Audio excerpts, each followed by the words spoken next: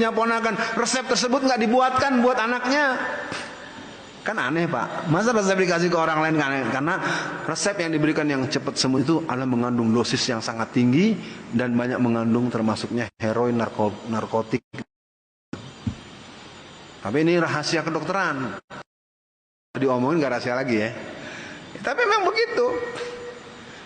Apalagi lahir sesar itu bisnis dokter. Karena perempuan lahir dengan normal itu, kunci pertama dia punya ikatan yang kuat dengan Al-Quran. Yang kedua rileks. Dulu nenek kita bisa punya anak sampai 18. Sekarang lihat nenek kita masih tersenyum manis. Sekarang ibu-ibu baru punya anak 2 meringis terus. Kenapa bisa begitu? Zaman dulu kita punya nenek, punya ibu, anaknya banyak. Lihat ibu kita sekarang kalau lebaran kayak apa gembiranya dia, lincah. Ini anaknya 2. Kenapa? Lo kagak ikhlas beranak. Masalahnya apa? Karena memang kontraksi ketika menjelang melahirkan itu membutuhkan relaksasi, membutuhkan ketenangan dan membutuhkan as-sa'adah al-halawatul iman. Ya.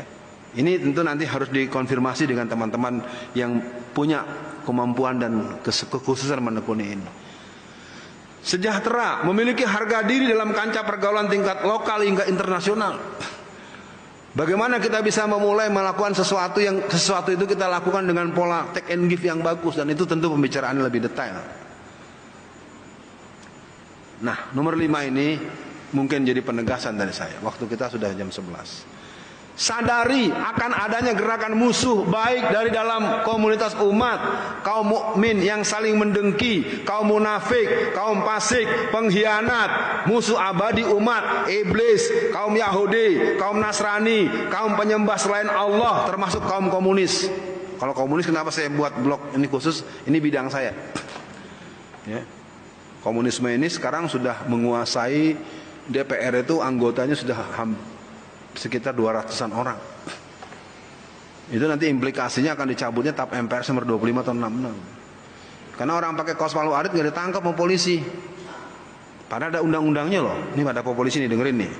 Undang-Undang nomor 27 tahun 1999 pasal 107 ayat A sampai F mengatakan bahwa barang siapa orang yang memberikan pengaruh untuk ideologi komunisme, leninisme, marxisme diancam kurungan penjara setinggi-tinggi 20 tahun penjara.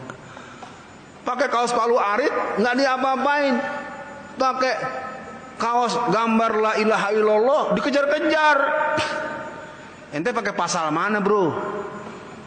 Nggak ada. Termasuk mendirikan negara Islam, tidak ada larangan dalam undang-undang kita. Termasuk negara kita negara apa? Negara demokrasi. Nggak ada dasar hukumnya. Coba saya tanya pada Anda, kalau disebut negara kita demokrasi itu ada di mana? Konstitusi yang mana? Undang-undang dasar pasal. Orang yang banyak berutang budi akan nyalinya. Siap menunggu, dan saya keberadaan pasukan-pasukan Cina di Cilegon, keberadaan tentara merah yang bersebar di Morawali Mandar ataupun di berbagai tempat di Indonesia itu adalah pasukan-pasukan merah bersenjata. Sudah saya bilang berulang-ulang, tapi lagi-lagi teman-teman polisi, teman-teman tentara yang sama idealismenya dengan saya, dia bilang, ada kawan saya di Ternate, seorang tentara yang memang bukan pangkat tinggi tapi dia punya fungsi di sana. Dia tanyakan itu, digeser dia, dipindah ke Jawa. Dia bilang, ini bahaya, ini pasukan merah, tentara Cina sudah masuk. Saya sebagai seorang tentara tahu persis bahwa ini masuk. Tapi akibatnya dia digeser. Sebelum digeser, didatengin oleh oknum polisi, didatengin oleh oknum tentara atasannya untuk dikasih uang tutup mulut sekian ratus juta atau sekian miliar. Jadi sekarang ini negara kita dijajah seperti seorang anak perempuan diperkosa, tapi bapaknya mempersilahkan pemerkosa memperkosa anaknya. Itulah Indonesia hari ini. Ya, sedih saya ngomongnya, tapi faktanya. Jadi negeri ini dijajah itu dipersilahkan. Ayo jajah negara kita. Bayangkan saja, masa pasukan Cina yang ada di Laut Cina Selatan dalam posisi akan mencaplok bagian negara dan mengikrarkan Laut Cina Selatan sebagai daerahnya. Lalu Bapak Menteri Pertahanan bilang sahabat kita. Antum punya rumah, lalu tetangga antum bilang, ya, lalu Anda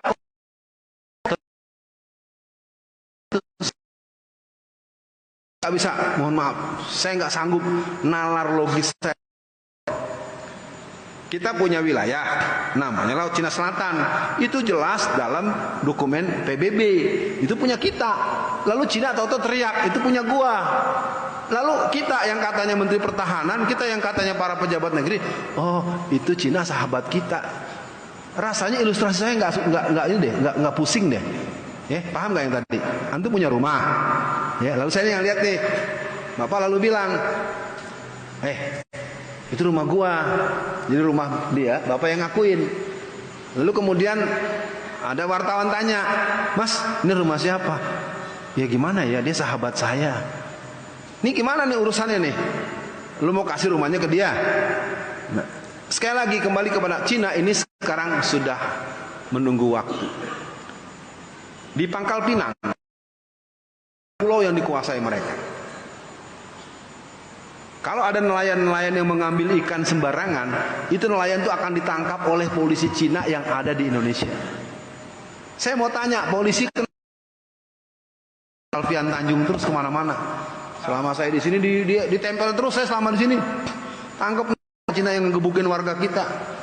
Jadi sekarang kalau ada mengambil ikan di lingkar sekitar di salah satu provinsi di Pangkal Pinang itu, yang nangkap mereka itu polisi Cina. Tapi kalau kita ngomong gini, kita ditangkap lagi dengan tuduhan pencemaran. Lu periksa dulu sono. Sama ketika saya menerangkan jaringan pelajar komunis. Sekitar tahun 1998 itulah dekatnya saya dengan kepolisian saat itu, selama 5 tahun penuh saya berdekatan. Waktu itu Satintel Polres Tangerang memarahi saya karena saya menerangkan bergeraknya pelajar komunis dari sebuah sekolah yang ada di Curug, dari Curug bergerak sampai pertengahan perbatasan dekat Lipo namanya Pramita, Pramita ke SMA Negeri 4, SMA Negeri 4 sampai ke Pesing, Pesing terus ke Pasar Minggu. Saya terangkan tuh jalurnya dari sana sana. Weh, saudara, Anda jangan sembarangan menyampaikan sesuatu. Hei polisi, gua nggak bakal ngomong kalau gua nggak tahu. Dia malu kan, forum banyak kan, akhirnya dia pergi. Dia nggak temu saya 2 minggu. Saya dengan dia kenal baik, namanya Rahmatullah. 2 minggu kemudian cari saya. Dia panggil saya kalau nggak salah Bang Alfian. Bang Alfian, apa yang Anda nyatakan 2 minggu lalu sodakta, benar semua. Saya bilang, lo yang punya gaji yang harus diceritain ke gue, bukan gue yang ngomong lo larang-larang. Bukan di sini lo ya, di Banten ya. Jadi supaya jelas duduk persoalannya. Bahwa ini sekali lagi dengan pertanyaan tadi, Cina mengapa dia paksa pindah provinsi, ibu kota negara. Ini program dari Semaun tahun 55, perpindahan Jakarta ke Kalimantan itu adalah program dari Partai Komunis Cina. Gunakan titisan-titisan Partai Komunis Indonesia yang belum mau ngaku. Untuk apa? Mempermudah pencaplokan. Jadi imperialisme, kolonialisme sama juga kita mau digigit buaya, bukannya kabur tapi palanya dimasukin ke rangkang buaya. Itulah sekarang rezim goblok itu. Iya, udah tahu kita mau dicaplok sama buaya, palanya mau dikasih makan pak. Sama juga ente punya bini mau diperkosa orang, malah ente bukain celana dalam jadi ngangkang, itu perkosa bini gua. Jadi ngurus negara kok tolol begitu. Negaranya mau dijajah kok malah dikasih. Lawan, nggak bisa ngelawan pak. Udah kebanyakan, udah ngap, banyak yang diminum sama banyak yang dimakan. Ya, karena kita lihat bagaimana si Luhut Binsar Panjaitan, kayak apa dia itu. Dia kan drill presiden, menteri serba bisa, serba menteri segala-galanya. Ya kan? Ini satu ini jaringan gereja. Mereka lah yang selalu dalam pidato-pidato visi umat Islam. Nah, kita nggak kenal serius, kita malah anggap dia seorang yang baik. Dia itu dan dia sudah digarap lebih dari 10 sampai 15 tahun oleh jaringan komunis Cina maupun Zionis internasional. Jadi kelompok-kelompok Jenderal Merah itu memang bersambungnya di CSIS, ya, di kelompok-kelompok Tenabang 3, dan mereka terus-menerus begitu. Nah, ringkasnya bagaimana dengan ini? Kalau saya ingin katakan, dulu Belanda jajah kita 350 tahun, Mas. Kita lawan. Bali, kita akan melawan orang tua kita zaman dulu dengan darah dan air mata kita. Takbir! Kita tidak akan pernah mundur, tetapi kita perlu analisis utuh. Kita mesti punya analisis SWOT atau analisis intelijen yang maksimal, dan kita juga lihat landasan pendukung kita secara konstitusi, sehingga kita tidak semakin hanya berani babi, selanang selonong, tanduknya putus, palanya pecah. Akhirnya kita nggak bisa. Kita harus bisa di mana yang kita sanggup, karena kondisi kita memang tidak seindah warna aslinya. Pilkada misalnya, pilkada yang akan terjadi tanggal 23 September yang akan datang itu, di tiap kota kabupaten mesti di backup oleh konglomerat Cina. Di Lampung saja untuk satu kota, untuk satu bupati kabupaten itu ada yang backup 1,7 triliun asalkan memenangkan seseorang. Logikanya berarti di sini juga sama. Ya, jadi gerakan mereka ini sekarang memang jor-joran untuk menjadikan Indonesia negara komunis Republik Indonesia. Saya tanya sekarang sebagai penutup, apa kita di ruangan ini setuju negara kita jadi negara komunis? Setuju, maka mohon kepada Allah. Yang kedua, mari kita pelajari lagi. Kalau di sini ada aparat kepolisian, sekarang Anda kan juga orang Indonesia. Masa Anda mau negara kita dijajah sama Cina jadi negara komunis lagi? Kalau nggak paham, ayo diskusi. Kalau Anda mau bicaranya enak, gue tantang pimpinan loh. Ngomong PKI bangkit atau tidak? Ya, ini yang bisa nyambungin silakan. Mungkin ada saudaranya Pak, siapa kan Idham, itu namanya Kapolri yang baru.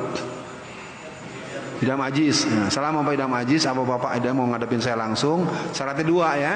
Jangan pakai pasal, jangan pakai fisik. Nah, kalau itu berani dipenuhi, di atas putih, hitam di atas putih, saya mau. Jangan ntar baru ngomong 2 kalimat diborgol lagi, nggak jadi deh, nggak aci. Ya, kita ngurus negara kok.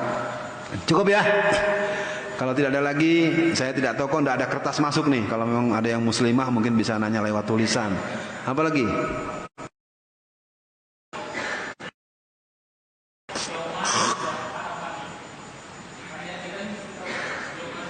Tahapan gerakan New Komunis di Indonesia ini, dari pertama dia menghilangkan, tahapan pertama menghilangkan jejak hitam sejarah mereka, tahapan kedua mereka masuk legal formal negara kita, tahapan ketiga ya seperti antum tadi sampaikan Ustaz, terbentuknya negara komunis. Nah, kita mesti tahu, menurut antum yang 36 tahun meneliti ini semua, sudah sedekat apa atau masih jauh atau bagaimana tahapan menuju tujuan target mereka itu, Ustaz? Terima kasih. Ada Bapak satu lagi tadi ya? 2 lagi. 1. Saya komitmen dulu yang ada, yang di ruangan bisa ikut sampai selesai pertanyaan dijawab. Karena ciri dari kader-kader komunis itu kalau ada pertanyaan kabur. Enggak, saya ngalamin tuh di Surabaya, di mana abis nanya nyerang, sengilang, tapi sini nggak ada tanda-tandanya. Saya hanya berharap sampai selesai karena bagian ini Anda yang memancing saya untuk menerangkan. Satu lagi ya Pak penutup, silakan. Assalamualaikum warahmatullahi wabarakatuh. Assalamualaikum. Nama saya Mukmin Ustaz. Yang saya ingin tanyakan, di Indonesia ini kan mayoritas banyak Ustaz, dan minoritas yang lainnya. Tapi apakah benar yang mayoritas dikendalikan dengan minoritas ekonomi, segala hukum maupun yang lainnya? Dan yang kedua pertanyaan masalah PKI, saya ingin tahu apakah simbol yel-yel PKI itu yang menggunakan tangan kiri? Nah, itu aja pertanyaan saya. Assalamualaikum warahmatullahi wabarakatuh. Kasih kata kunci ya, saya kesini dulu. Dengan menembus angka 200-an kader PKI atau simpatisan PKI atau orang yang memaklumi kebangkitan PKI di DPR RI, nanti akan mengarah kepada pencabutan TAP MPRS nomor 25 tahun 66. TAP MPRS nomor 25 tahun 66 itu adalah gembok besar dengan kunci yang kuat. Kalau TAP itu dinyatakan dicabut, kalau anggota DPR itu mengusulkan dicabut. Sebenarnya target mereka tahun ini 400 orang, tapi ternyata belum tembus. Tahun lalu masih 120 atau menurut beberapa versi yang lain 118. TAP MPRS nomor 25 atau 66 dicabut, berarti PKI tidak salah. Kalau PKI tidak salah, maka yang salah adalah umat Islam dan TNI. Nah, satu ya, poin pertama. Yang kedua, kalau TAP MPRS nomor 25 atau 66 dicabut, maka berarti PKI punya hak ganti rugi, kompensasi. Sudah mereka lakukan. Kapan? Bulan September tahun berapa? Tahun 2005. Kemana? Ke Pengadilan Negeri Jakarta Pusat. Jadi sekitar 500 kader-kader yang berusia 70, 80, 76. Jadi ada 3 kelompok yang bergabung sebanyak 500-an orang dari Blitar, dari Kediri, dari Madiun, dari Magetan, dari basis PKI di Jawa Timur terutama. Ada 500 orang datang ke Pengadilan Negeri Jakarta Pusat.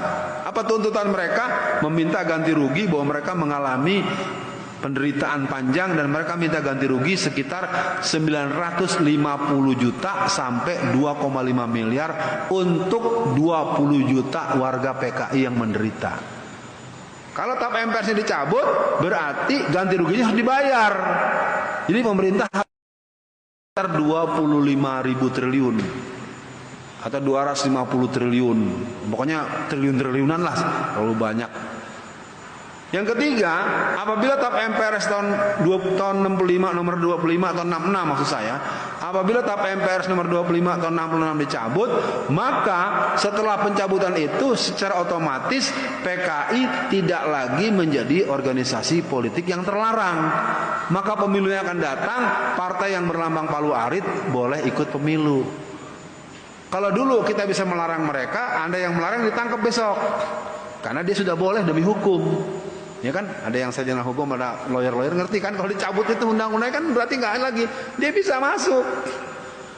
Itu yang saya teriak-teriakan sejak dulu, sejak awal reformasi tahun 99, ini bahaya karena adanya PKI perjuangan yang bertebar di mana-mana, ini merupakan bagian. Kalau dibilang sampai tahap mana, tahapnya sudah sampai istana. Tahapnya sudah sampai gubernuran, sudah sampai aparat, baik seragam coklat maupun seragam hijau. Apalagi yang jadi gubernur, yang jadi wali kota, yang jadi pimpinan pesantren. Jadi mereka tuh punya yang namanya KKM, Gerakan Komunis menggunakan format KKM, kerja di kalangan musuh. Dan mereka bekerja bisa lama. Dia baca Qurannya fasih, jidatnya hitam, jenggotnya panjang. Padahal dia adalah meneruskan amanat bapaknya tentang gerakan PKI yang pernah dihancurkan tahun 65. Nah, pembahasan itu kan tidak akan nyaman kalau kita bicaranya sepotong begini.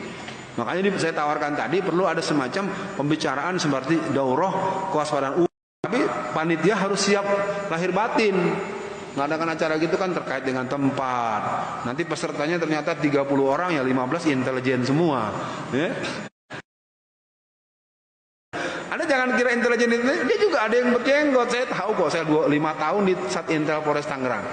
Yang fasih, yang kiroatnya bagus, yang pinter bahasa Arab. Jadi kalau berteman dengan kiri kanan yang nggak tahu asbabun nuzulnya, Anda jangan girang dulu.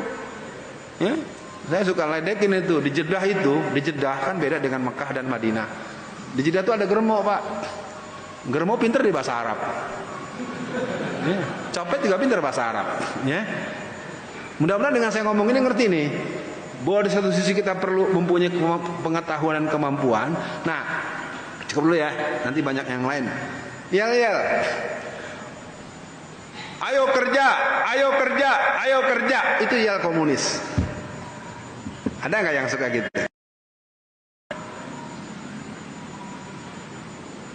Nasakom adalah kita, titik-titik adalah kita. Pernah dengar nggak musim kampanye 2014? Ingat nggak? Ingat aja, gabungin aja tuh nama Pinocchio sama namanya Pak JK. Pinocchio dan JK adalah kita. Masih ingat nggak? Kan udah saya bilang dari tadi Pak, pelupa apa maaf. Kan fakta kan? Musim kampanye 2014 itu jelas-jelas kok. Titik-titik adalah kita. Tiap kerja, ayo kerja. Itu adalah yel-yel PKI tahun 60-an, tahun 50-an. Tanya sama kakek lu kalau nggak tahu. Ya. Jadi sebenarnya kalau mau saya makanya saya bilang tadi, bukan saya sok hebat, saya akan katakan ini urusan gua. Kalau bahasa agama ini fardu kifayah. Bapak kalau di rumah ada yang meninggal, tahu kan Pak? Kebayangan Pak yang akan mandi jenazah, yang akan dipanggil tahu kan? Dekat rumah ente kalau ada yang meninggal, Anda kebayangkan siapa yang biasa dipanggil buat mandi jenazah? Sama sama gua. Ngerti nggak maksudnya? Iya, artinya posisi saya tuh gitu. Saya bilang debat di TV One misalnya, di TV One tuh berapa kali debat nggak jadi, karena ketika bahasan soal komunis, soal PKI, kadang-kadang pihak manajemen TV One tuh sudah menghubungi Budiman, menghubungi si Fulan, menghubungi Fulana, menghubungi si Anu. Wah, ketika dibilang temanya komunis, siap, kita akan terangkan gini. Tapi nama saya dirahasiakan. Siapa narasumber yang anti PKI-nya? Alfian bukan? Belum tentu. Mungkin enggak kali gitu. Pas udah mepet harinya disebut nama saya. Yang sakit perut lah, yang mau umroh lah, yang bini beranak lah. Ini bukan kata saya, ini kata si manajemen itu. Makanya mereka telepon saya, Ustadz, kenapa kalau disebut narasumbernya antum yang jadi ahli anti PKI-nya, kenapa mereka alasannya banyak? Ya nggak tahu gua, tanya sama dia, kenapa nanya sama gua? Ya. Jadi memang kader PKI itu biasa menggonggong di belakang, nggak berani ngadepin. Sama dengan polisi yang bilang buku saya buku terlarang, jangan-jangan dia PKI juga tuh polisi. Jelas-jelas menangkal PKI, strategi menjaga keutuhan NKRI. Enak aja bilang buku saya buku terlarang. Apa lu nggak doyan baca, doyan duit doang? Nggak tahu juga. Apalagi tadi yang belum dijawab. Nggak sebelum ya.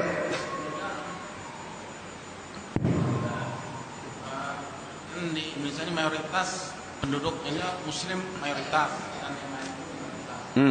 Tapi saya tanyakan, kenapa kok minoritas itu lebih legalitas yang mayoritas dari segi ekonomi, hukum, pendidikan? Oke, cukup. Loh. Saya suka pertanyaan yang saya ulang-ulang. Sayang saya tidak bisa berinteraksi dengan yang Ahwat ya, tapi nggak apa-apa yang Iwan juga bisa. Saya punya uang nih 50.000, saya ambil. Abang, saya minta tolong belikan saya alhami dan salami. Kenapa Anda ngeliatin saya? Bingung kan? Kemana alhami kita? Kemana salami kita? Jadi gerakan-gerakan minoritas itu biasanya gerakan pencaplokan sentra, penguasaan dari hulu ke hilir. Jadi kalau Bapak tadi tanya kenapa? Ya karena kita yang mayoritas pikirannya cuma jadi PNS. Maaf ya, saya keliling Indonesia. Di negeri kita itu Pak, pekerjaan yang paling dirindukan oleh masyarakat bawah itu jadi pegawai negeri. Di Kediri saja tahun 2008, 2009, 233 orang tamatan SMA, S3, 388 ditipu oleh anak tamatan SMA. Karena dia bisa bikin, dia scan itu sistem penerimaan karyawan disebar bagi kementerian, dapat 20 miliar. Kenapa? Karena kalau udah ada peluang jadi pegawai negeri itu otaknya nggak jalan lagi, walaupun dokter tolol. Sekolah tinggi-tinggi udah dapat S3, ujung-ujungnya ngelamar kerjaan terus. Maaf ya, bukan saya menghujat, ini fakta loh. Di negara kita nih sekolah tinggi-tinggi ujung-ujungnya bikin lamaran kerja. Jadi ditipu tuh sama anak SMA. Nah, kalau minoritas menguasai kita, kesalahannya bukan pada kita semata-mata. Dari dulu mereka biasa menguasai para penguasa. Jangan lupa sekarang mereka sudah berkuasa. Di beberapa daerah sekarang bupati, wali kota itu Cina total, Cina tulen. Jadi jangan heran kalau mereka seperti sekarang Victor Leskodat di NTT, dia malah mewajibkan atau membuat produk minuman keras sebagai produk yang dijual ke luar negeri. Padahal itu sebagai bentuk pelanggaran kepada sila pertama, melanggar Tuhan yang Maha Esa. Jadi kalau sekarang minoritas, kita ini mayoritas tapi berjiwa minoritas. Kenapa? Karena kita lemah di dua hal. Pertama di bidang bisnis, kedua di bidang politik. Kenapa lemah? Karena kita memang nggak pernah punya program. Biasanya kita jualan kalau hidupnya nganggur atau di PHK. Kalau udah batuk-batuk pensiunan jualan.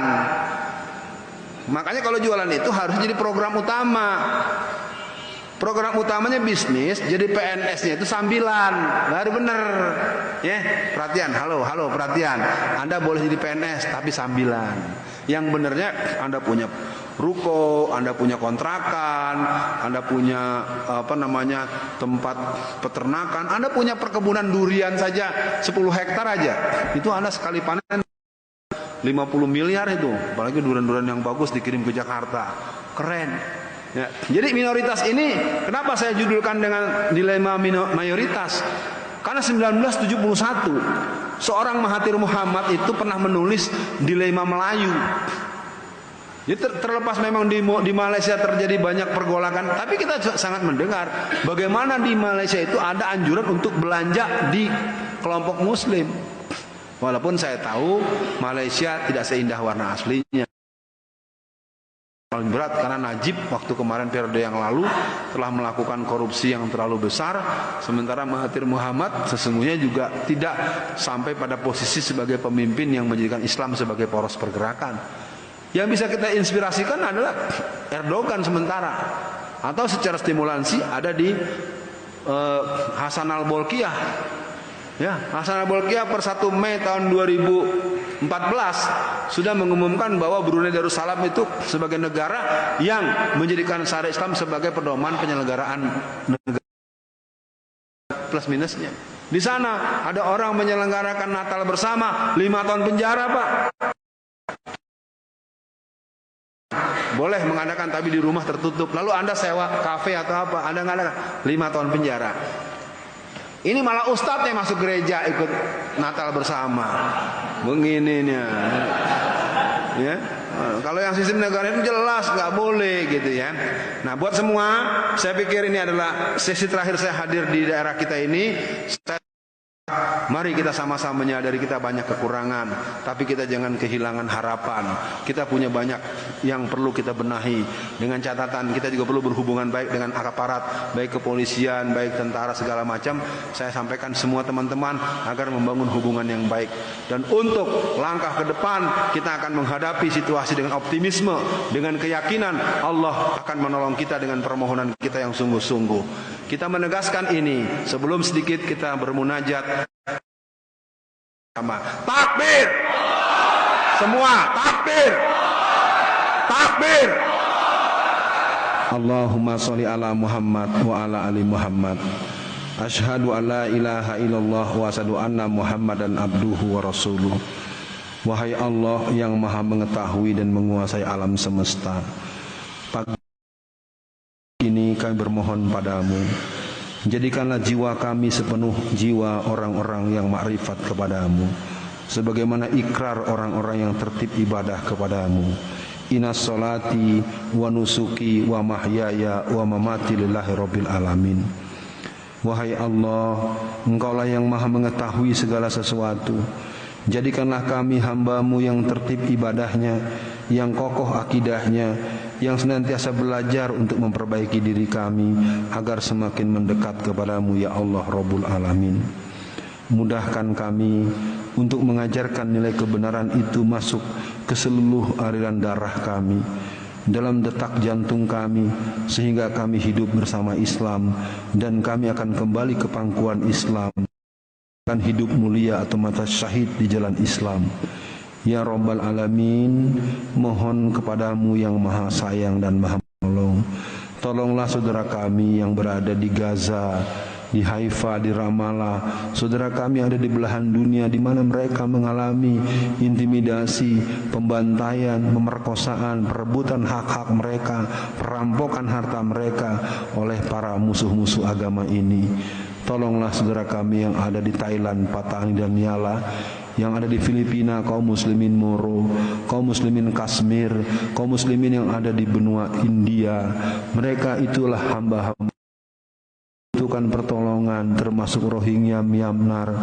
Juga kami sangat berduka dengan saudara kami yang ada di Uighur, Xinjiang. Kaum muslimin